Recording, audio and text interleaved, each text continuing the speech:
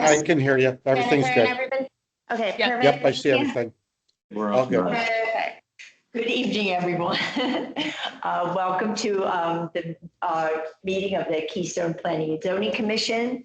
Today is May 21st. It's about 5:34 at the moment. Thanks everyone for being here. Could we please have the call of the roll? Absolutely. Commissioner Tim Heiting. Commissioner Steve Jacobson. Here. Commissioner David Koch. Here.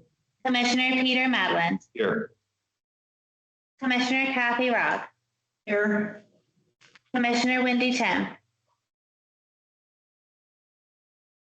I do not see her. Chair Melanie Wotash. Here. Alternate Commissioner Diane Leavesley. Here. Liz, we'll talk about that. And alternate Commissioner Kelly Warren. Here. Wonderful. We have 7 members present. Remote and including the alternates. yes, including alternates. Super. So we have a quorum. So our first order of business, as always, is the approval of the consent agenda, which includes the minutes from our April meeting. And then also, obviously, our big topic today, which is the working session on the Class 3 PUD amendment for the Paulson PUD. Is there anything anyone wants removed or added to the agenda? If not, could we have a motion to approve the agenda? I move to approve. Thank you. A second. Second. All in favor of approving the consent agenda as is? Oh, go ahead, Kathy. All in favor of approving the consent agenda Aye. as is? Aye. Say aye. Aye. Aye. Great. Any opposed? Okay, so we can, the motion has carried and we can proceed with our agenda for tonight, which, as I mentioned, is this is a working session to discuss a potential application to amend the Paulson PUD. There's no action that can be taken during this meeting. It's a working session. And also there's no public comments. Okay. Just to sort of set us up. Go ahead, Gabby. Commissioner Jacobson is raising his hand. Okay, yeah. Hi, Steve. Hi.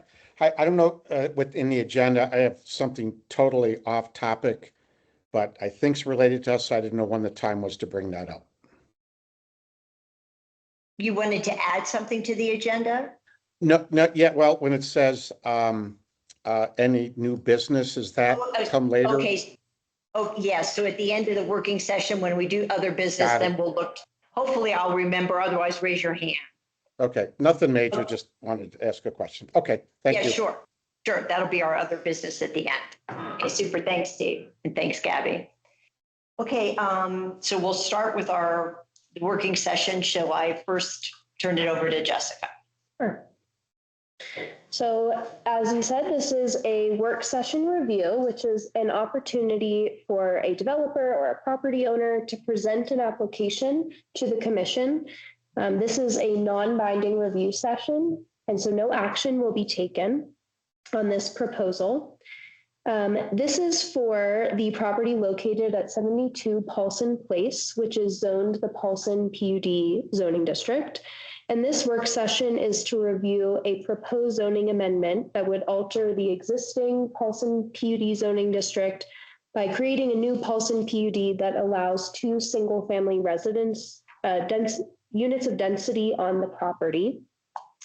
You've received a package of materials that you can review, as well as the applicant is here tonight.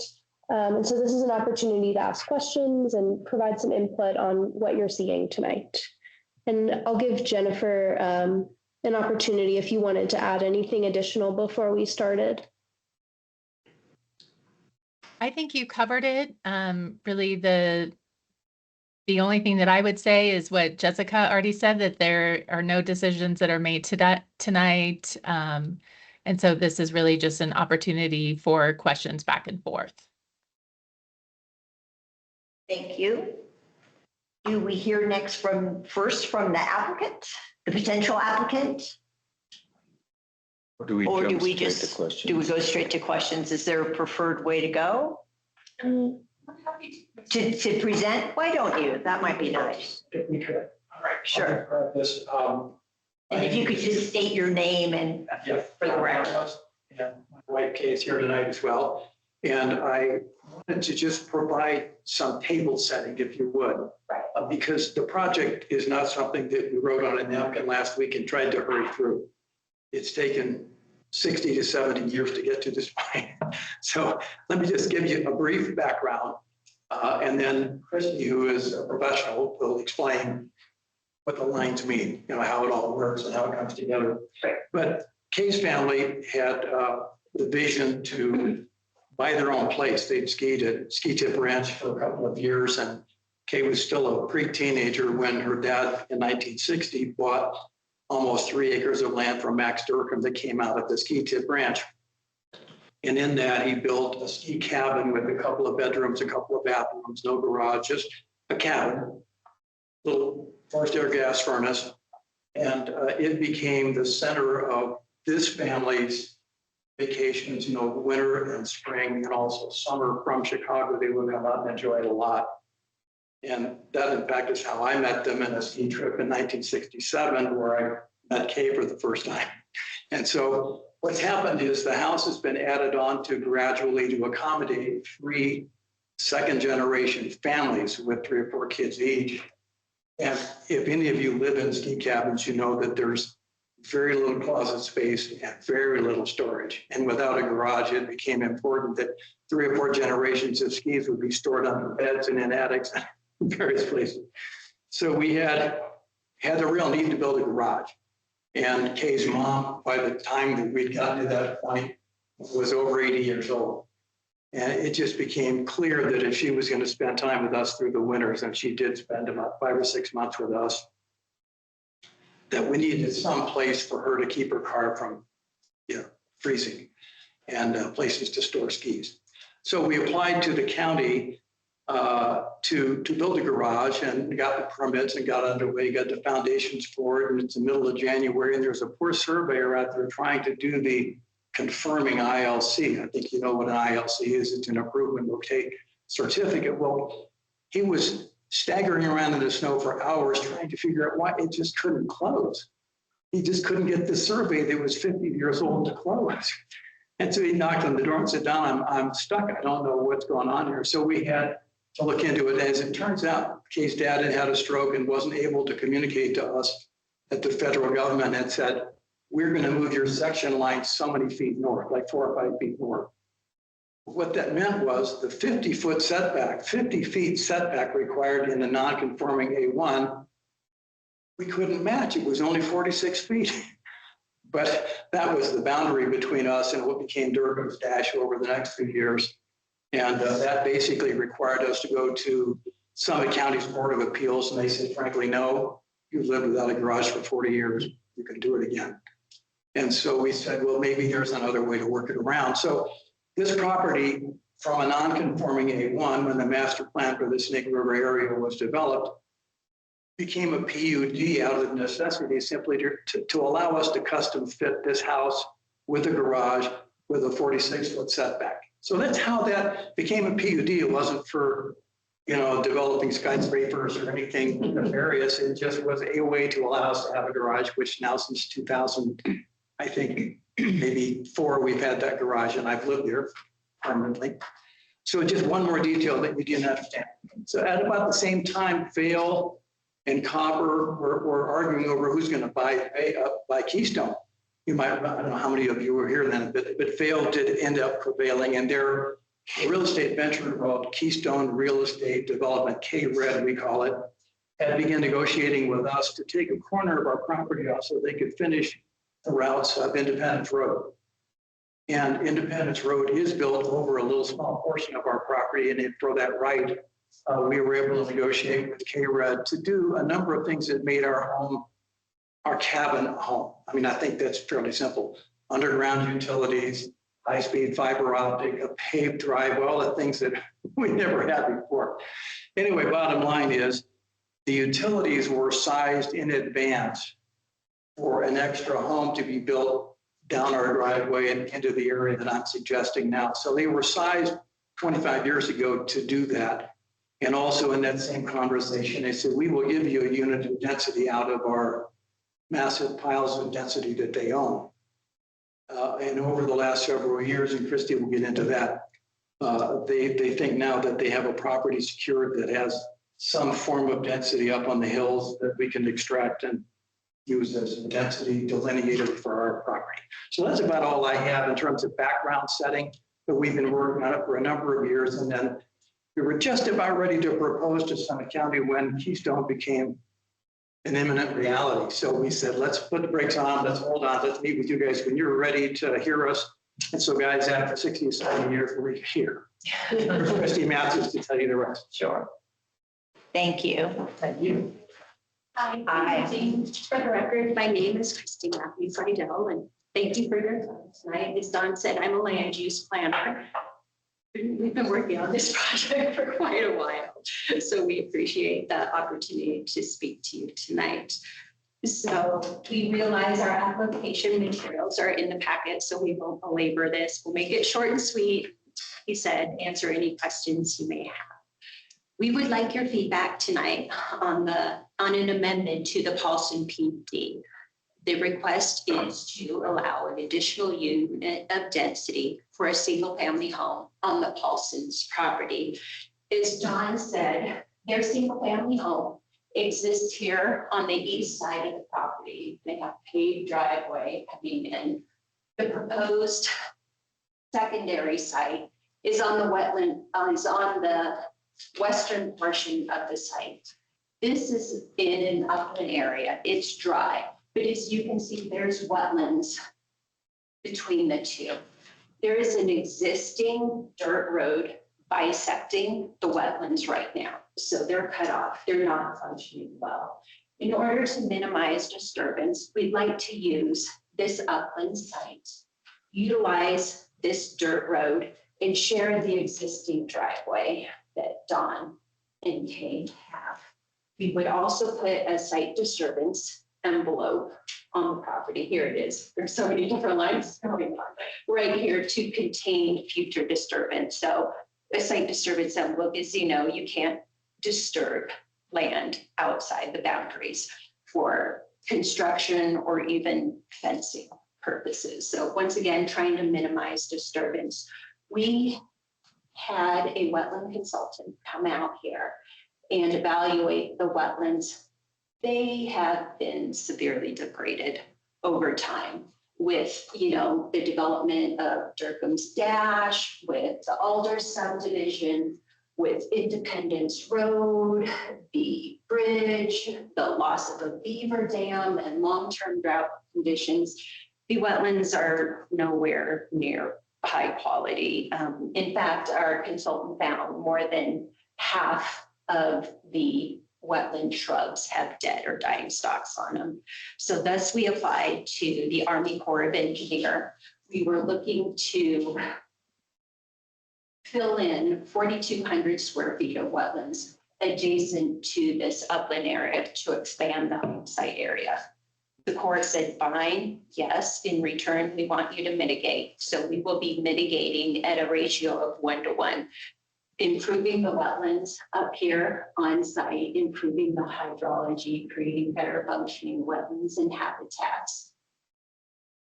So there'll be no net loss of wetlands is what I want to say. That's important to the Corps, to us, and I'm sure to the town.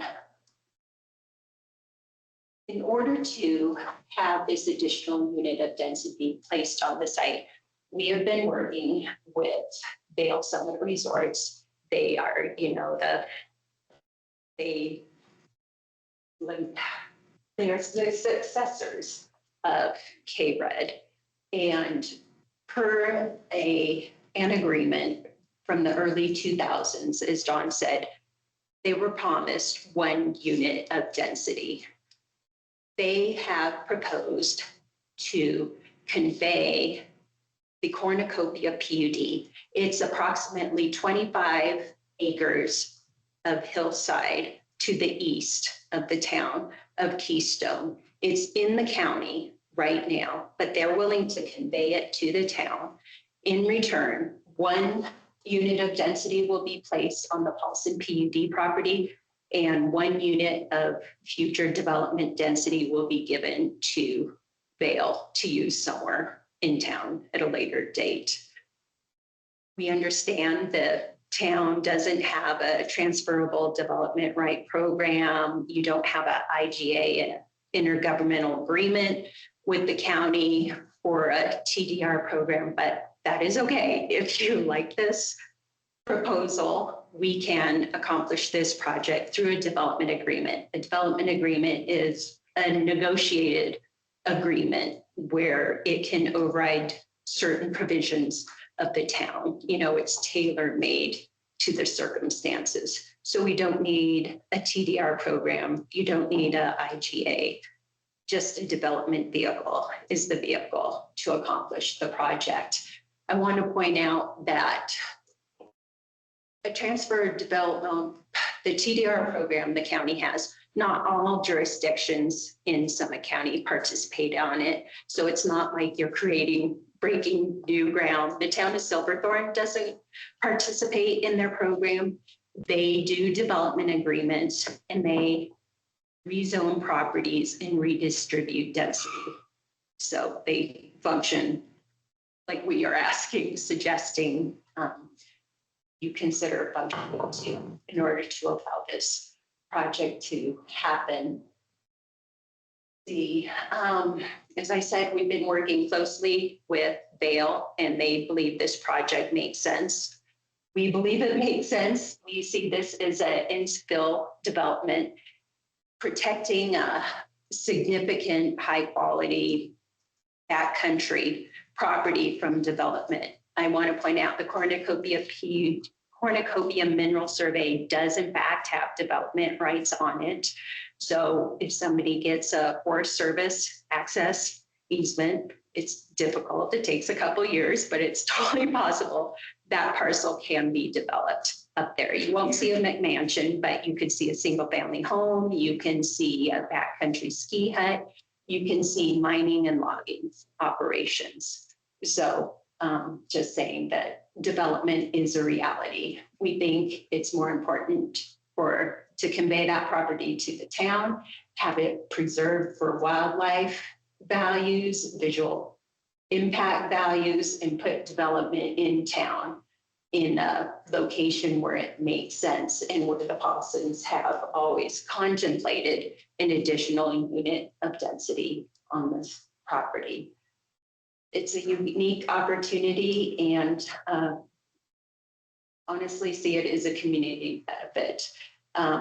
Providing wetland improvements on site. We're also willing to work with you to, I believe you now on the road and that property adjacent to it, but maybe even improve more wetlands. So improve a bigger complex area just for the functioning and hydrology of the wetlands and protect that country resource. So we're happy to answer any questions you have. Thank you. Thank you. Thank you. I'm going to just borrow her thunder for just a second or two. As background, what we used to do to access the property was to come through what is now Montezuma Road through Red Hawk Townhomes. And you might, when you drive by Montezuma, you see there's a wide open swath with a couple of boulders keeping feet. That used to be the driveway. Well, that driveway would then go over the river to become a part of this road. This is how we used to access the house all the time. So that road is really not, it's been revegetated through here, but it really hasn't changed a whole lot in the last 24 years. So just wanted you to know that's where it came from. Thank you. Thank you. I think we'll now start with our questions. Yeah, I want to make sure I go, well, I can start this way. I'll start with David. We'll do everyone here and then Steve will do you, and then we'll go around as many rounds as we need to. Go ahead. Can I ask more than one question, or is this like? You could White House ask, briefings? yeah, I think we should, let's say 2 questions each for the first round, and then we'll give everyone a chance to ask. I just would like to ask, it's a simple one.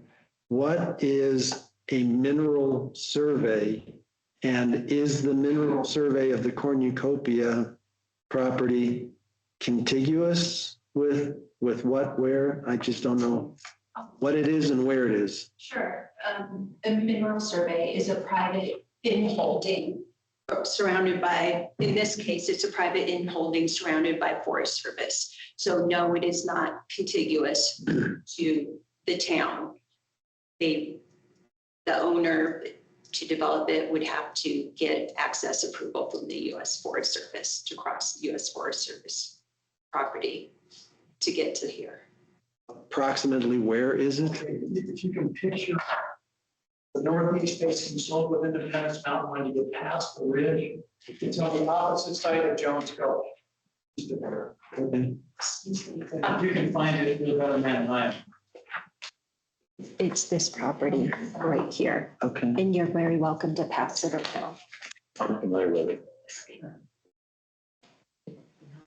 The elevation range on that property is in the order of a 1,500 to 2,000 foot elevation change, if I'm not mistaken. It goes up to the northern part pointing toward Idabel Mine, which is right at Timberline. So most of the property is just a little below the. Question, you can ask the another property one line. and then we'll go. I Go think it's ahead. a simple one. Yeah. Where approximately on the property is the barrow pit or borrow pit? I tried to Google it and find that one out. David, I think it was probably scooped out of just flat ground to fill in this part of the roadway right through here. So our house is up here.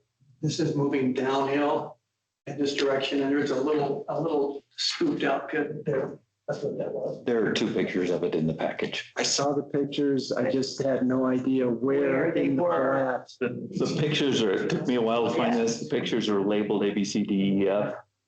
And there's a diagram Gotcha. with A, B, C, D, E, F, Oh, pointing to which way it was. It took me a while to figure that out. I didn't catch that. Okay. Leave it to Peter. Thank you for that data, though. That is very helpful. Peter, you want to do your two questions, your first set of two questions? Yes, I do have a few. First one is the representation here in this meeting today. I do not see Richard Paulson, who is a half owner or part owner or joint owner. Kate is the other half. Is there any designation in any material? He's very much in favor of it. He signed the affidavit saying we could do this. That's good. That's all I need to know. I just want to make sure everybody's represented. The other half of the representation that I don't see here is Vail Resorts, but I understand you have some kind of background material and or agreements that I'm sure the town will have to look at with regards to that. My fundamental question is, if we do not adopt a mechanism that literally is a clone or a variation of a clone of Summit County's transfer development right program, then we have to, with every development, have to ensure that it meets the characteristics of that TDR or whatever the town may want to do now. And there's a number of characteristics in there. One of the most important one is liability. Breckenridge found out the hard way that liability on a piece of property can be very critical and extremely costly. And in fact, it's ongoing much higher costs than they expected. So if part of the proposal is adopting and taking over the land, i.e. the town does, the liability that goes with that adoption is a key consideration that I would like to make sure has full force, either from the town's new regulations that may be proposed to accommodate this, or if we adopt something similar to what other towns have with regards to the TDR program at the layer. Is that a characteristic that had been discussed with the county yet? Had they already cleared, because they rezoned to backcountry, that X of 24 acres on the steep hillside? Had there been anything that they had done already to review it to decrease their liability? Therefore, we have to do less work from a town's perspective to avoid that liability. For example, water contamination has been a key consideration that Breckenridge got bit on. And that's the only reason why I'm even partially aware of that consideration, but it's in the actual code of the town of Keystone today that talks about that kind of consideration. Had there been any conversation with the Summit County, or had they done any of that due diligence work? We've got no information for that. Okay. And I would welcome anybody that wants to hike it with me and go look at it and see if it's ever been an active mine site, because they don't know anything about it. I mean, maybe there's tailings and arsenic. We really don't know. Okay. Can I interject? Maybe Jennifer has something, because it's kind of a legal question. Does Jennifer? Well, right have- now, well, we could add, Jennifer, did you want to say anything about that? I don't have any detailed information as to that site or,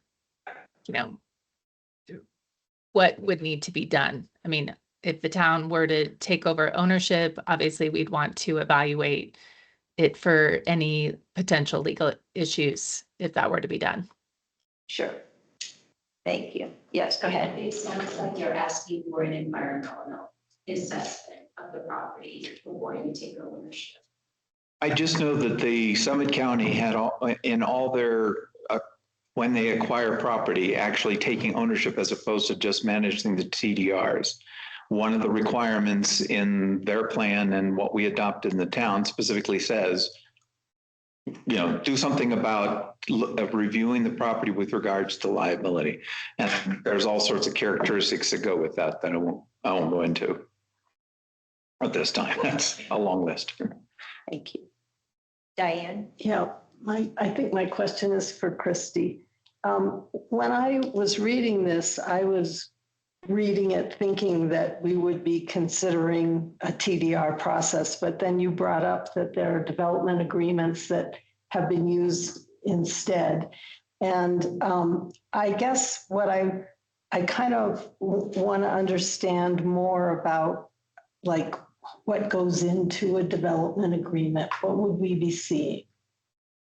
Maybe that's a huge question, but just, since you've seen the ones from like Silverthorne and that, give me some idea. I see it as a tailor-made document to this situation. Like, I was just involved in one in the town of Breckenridge, and that development agreement, it's like, okay, the applicant said, here's my rainbow of wishes, right, that I would like to have. In return, I am willing to do this for you or give you this. And the town asked for other additional concessions, and the developers understood that some of the things that they were asking for were, it's different because the town of Breckenridge is on a point system, right? So he knew the project would receive negative points for something. So he was saying, please don't give me negative points for this. In return, here's some community benefits. So it is very tailor-made to this situation. So like, it sounds like you would want some sort of comfort level that an environmental assessment has been done prior to obtaining ownership.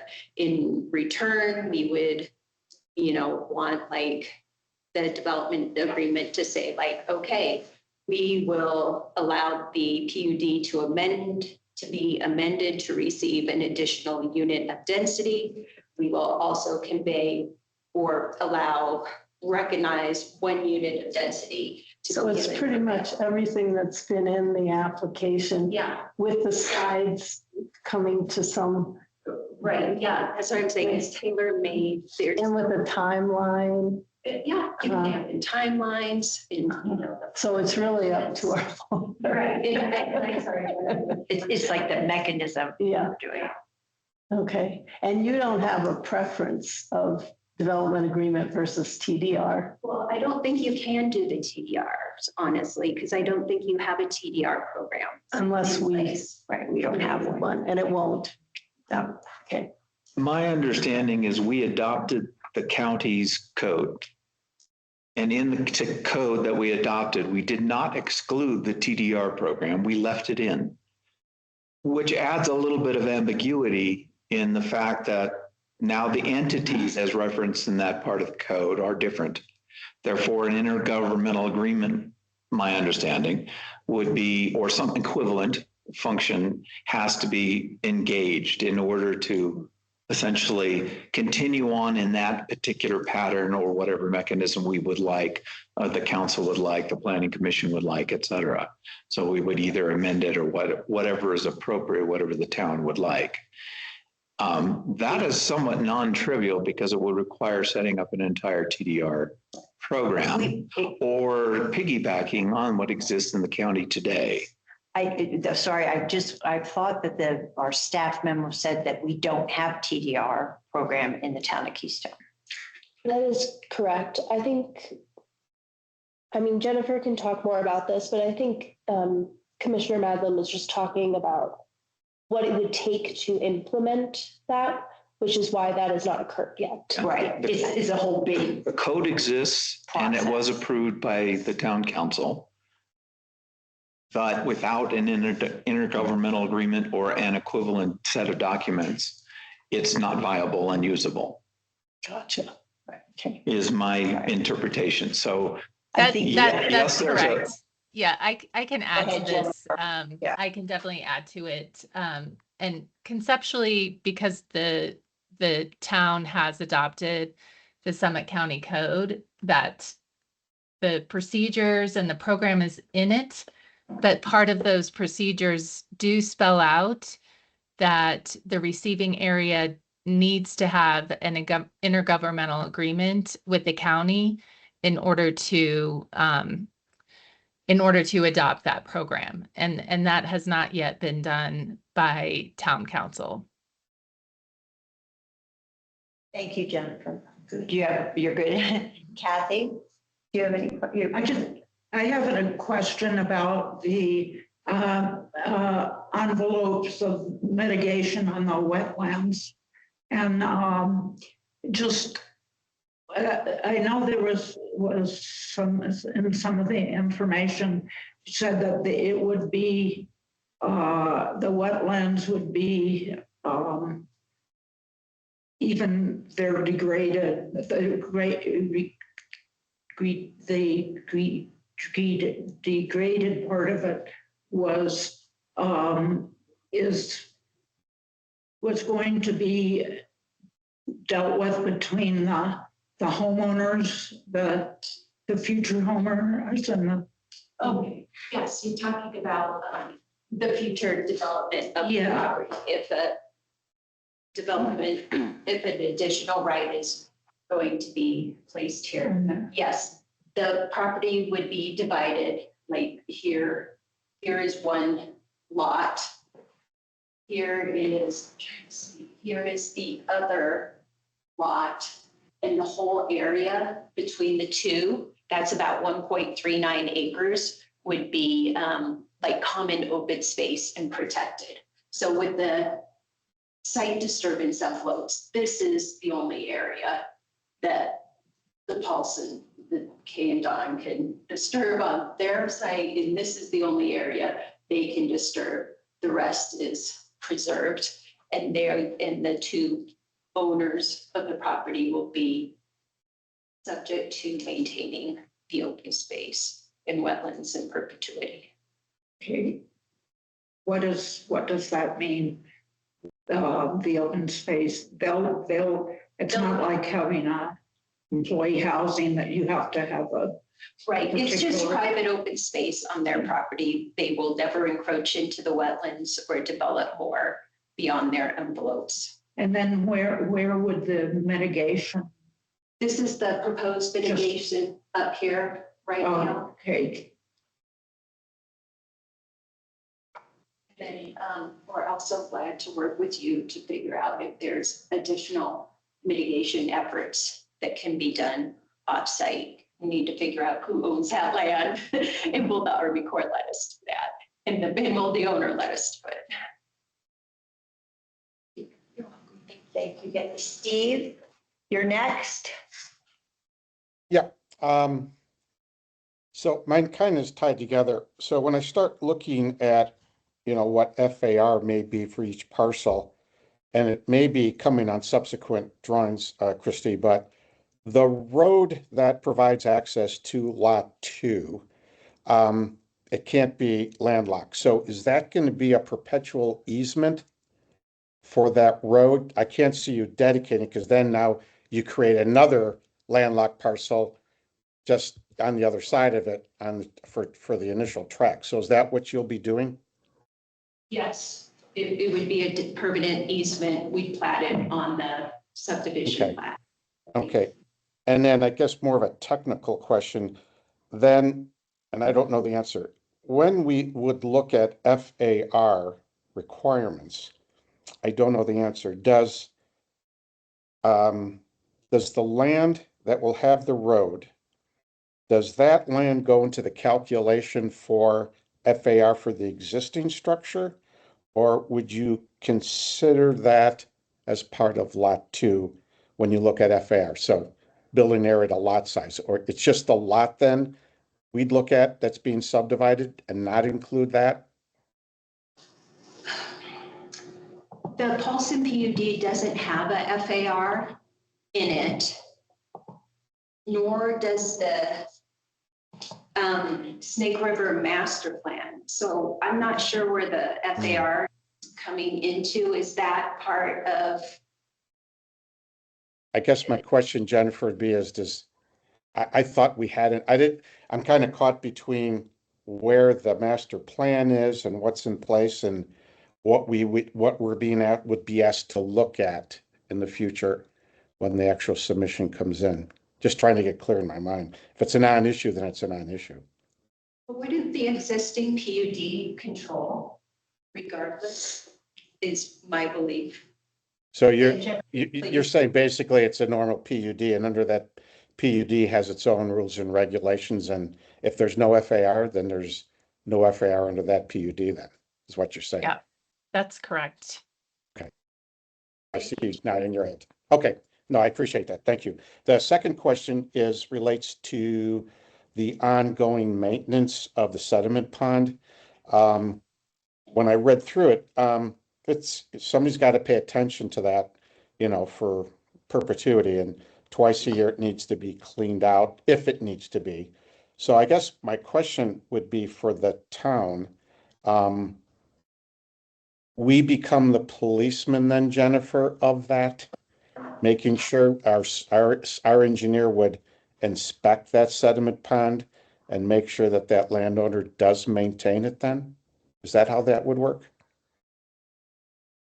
It, I would need to know some more information, about that. I mean, we don't have regulations right now in place, or I'm not Yep. aware of any, that are in place. I'm So- just, it's a liability that the town will have to take on to police, and when we're all not sitting in these chairs 10 years from now, who's the policeman and what's their hammer?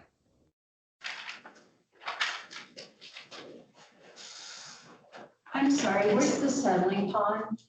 Is that I'm sorry. I'm Well, sorry, I was reading in the 10 Mile Engineering Report. It's on.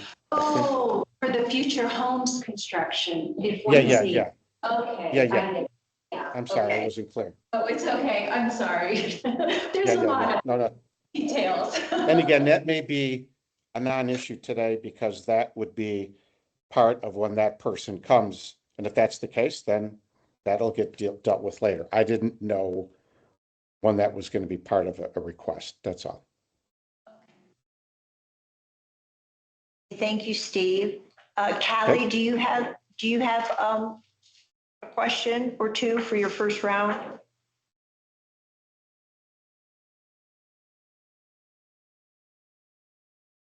Maybe not. I'm just trying to. Well, in the meantime, let's see now. I'll go with two. I'll do my question. The biggest quandary I had, and I kept reading the different pieces of your package, and I can't quite piece together how Vail, you guys, the town, and the conveyance of the cornucopia mineral survey, how all those pieces work. Like, who actually owns? Is Vail the owner of the cornucopia survey now? Yes. And is Vail then going to, how are the pieces going to work? Right. So via a development agreement, it would be between three entities, the town of Keystone, the Paulsons, and Vail. And Vail, okay. Okay, no, keep going though. So the idea is that Vail, because Vail isn't here, Right. but Vail would, I'm trying to figure out, I just find it confusing that Vail is. Yeah, they're trying to fulfill their obligation with that private agreement they had with the Paulsons to convey a development right to them on their property. And that was a pre-existing agreement that they had. Yes, and this is their suggestion that they had to fulfill that obligation. So we're here like trying to run with it and see if the town is amenable to it.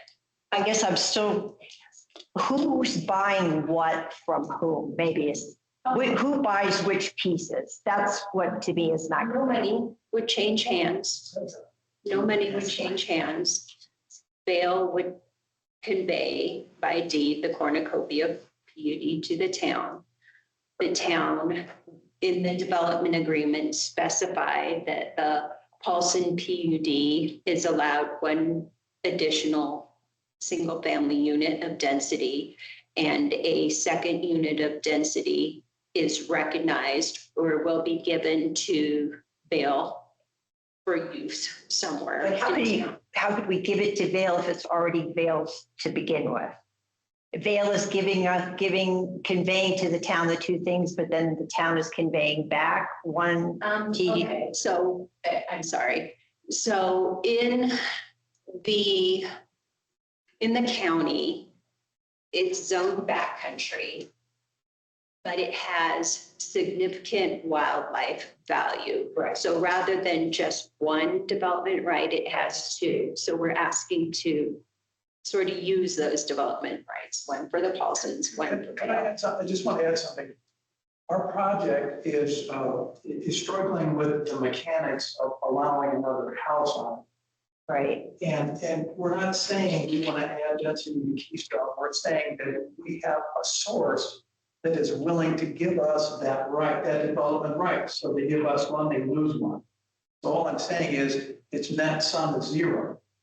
And Vail, plus or minus, I mean, I think 25 years ago, they were planning for it to come from some other part of the Keystone PUD, which they are loath to disturb at this point. You can understand why. Right. So they said, well, cornucopia is a handy little device we can use to take some density off and apply it to meet our obligations with the Paulson family.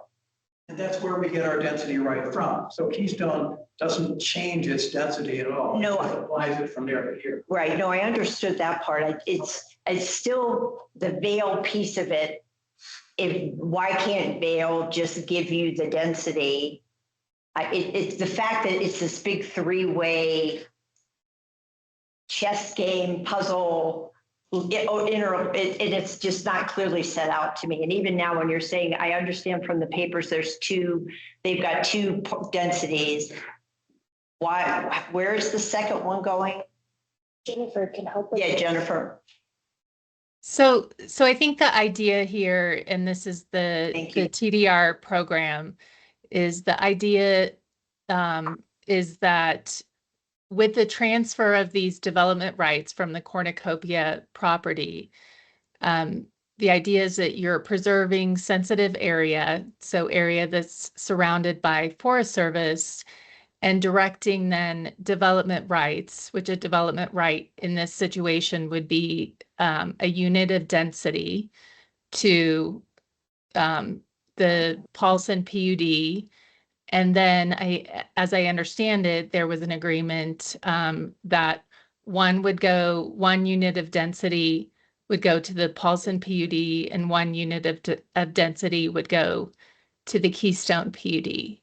And the idea is that you're preserving that sensitive area surrounded by the Forest Service and moving the density or development right to the more urban areas, which are the receiving areas. That's the TDR program. And what the applicant is suggesting is that we can do this differently, not under a TDR program, but that we can do it with a development agreement.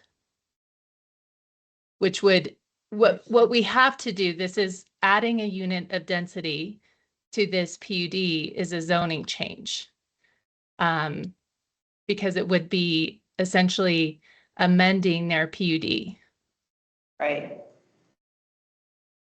Right. I guess I keep the piece that maybe I'm just not asking it, making myself clear. It's the second development right. I understand one is being transferred, would be being transferred for the PUD to amend the Paulson PUD. It's the second development right that goes where? To the Keystone PUD. That's where Vail would want it to go.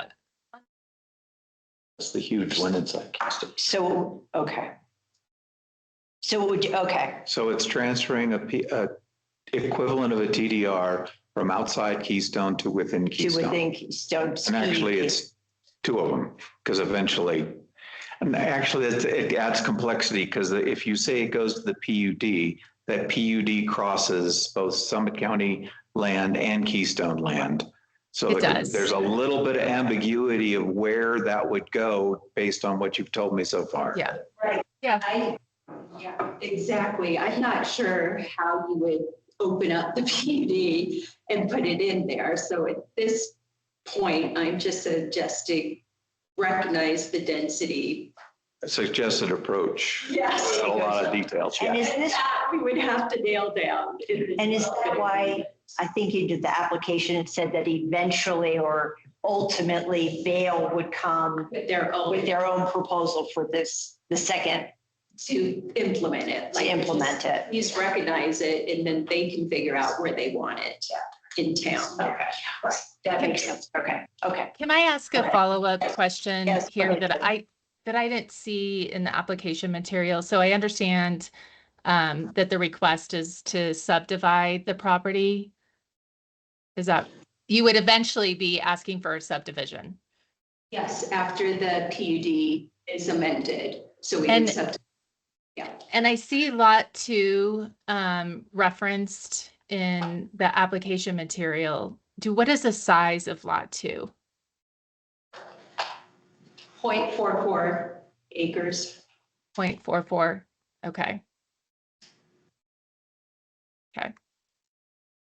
Did Callie have any questions or no? I'm thinking no, then we'll start back around. David, do you want to do another set of 2? Sure. If you all are still okay.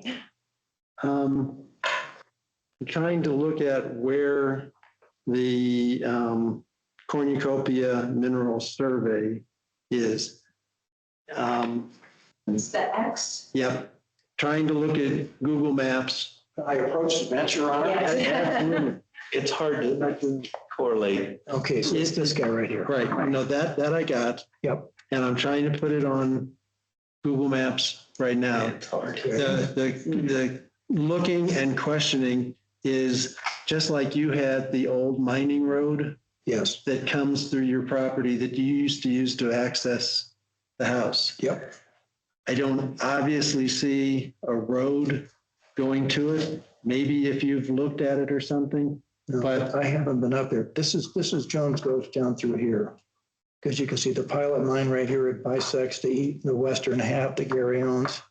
It bisects that in half. So that's Jones Gulch right here. So we followed, this is vertical to the ridge line right there. Mhm. And so it's just lying on the east East face side. of that mountain. Right. That I've got, my question kind of becomes then, if this becomes part of the town of Keystone, and not all of the town of Keystone, my recollection is contiguous. There are plots here and there, like I think it's not presumptuous to say, I think that the town is viewing this as a trading chip rather than something to develop as a park. So I think it's simply an asset at this point, Right. not something to use. And I guess my question was going to be is, if it's a town asset, how does the town get to it? It won't. It will simply revert back to the Forest Service and it gets its quid pro quo from them. That's my take on it. That's not a guarantee, but rather a possibility. That's how we think it's arranged. The paperwork was talking about it's preserving, the benefit is the preserving of the space, The as the backcountry space, backcountry space. Right. So does that mean after the town gets it? So the town will have to execute something with, I don't know, the Forest Service to give it back to them? Jen, As I think I understand the sequence, Vail will deed that to our family. We will be in the chain of title and we will deed that to the town. Is that what you want to do? That was my understanding, right? Or I could have Vail deed it to This sounds somewhat similar to what the Summit County does, which is some of the land that they have put into the TDR program is owned now by Summit County. Some of it is not. You know, so, and one of the things I would love to hear about is, have we talked to the county about the present status? They have spreadsheets they update periodically with regards to the overall status of the receiving and sending banks and what land is in what state and which ones have extinguished various rights, et cetera. It'd be nice to have a better understanding what the present status of that is, because I know we've done only some very small things within the general area of Keystone with regards to using a TDR, I think over in the Miller property or something like that in the history. So I was just curious, do we have any updates or that documentation here today or not? Or maybe later we can get it. Not currently. yeah, go ahead, oh, please. Clarify for me what status you're asking about so we can hunt it down for you. Like, I know when we were talking to the county with our application, the Open Space and Trails Department was very interested in this. But then it was like Keystone Incorporated, unbeknownst to us, on a certain date, the county gave our application to Keystone. We didn't know about that. Yeah. Neither did Lindsay. Transition. It was a little weird. So. It is a general question with regards to TDR programs or things that are similar to that, whether it's a formal TDR titled program that we create and adopt or augment our present code to create some relationship with the county. And if that's one approach, I would like to understand what the present status is of the TDR bank in the Snake River area. Because about 5 years ago, there were like 8 units in the bank.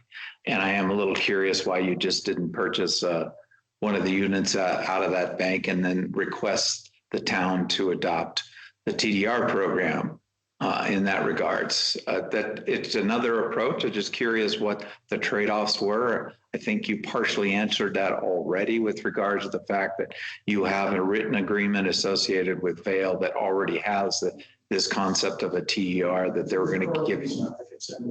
It's a recorded easement agreement. Sounds good. With Vail. Yeah. Okay, yeah, all right. It's in November 2001.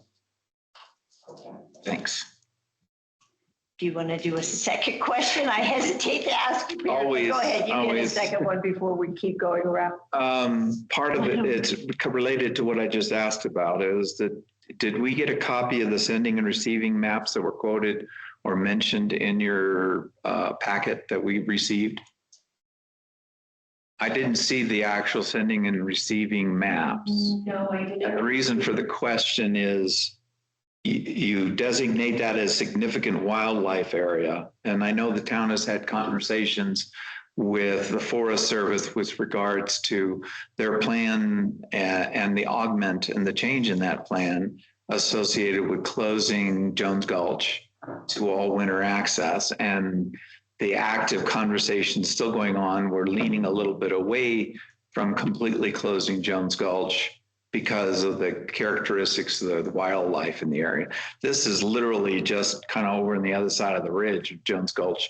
And I was wondering, you know, I'd like to know more detail about what the county had designated, what kind of wildlife was in this quote significant area, because it doubled the available TDRs that you get based on that.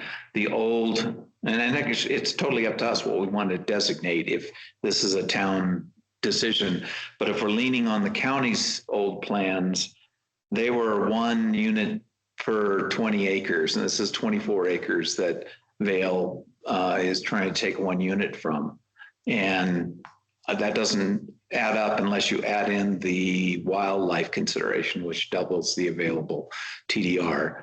And I kind of want to understand a little bit more about, okay, that's interesting. What characteristic wildlife, et cetera, because we are increasing density in Keystone with this. And the value, as you've mentioned, is to preserve the characteristics of that untouched land. Thank you. That's a good question. Diane? Yeah, I think I'm going to ask Jennifer this question. In real estate, you know, you can carve out water rights and mineral rights. Why can't you carve out development rights? And wouldn't that make things simpler? That they could just transfer the development rights? Why do we have to have the land?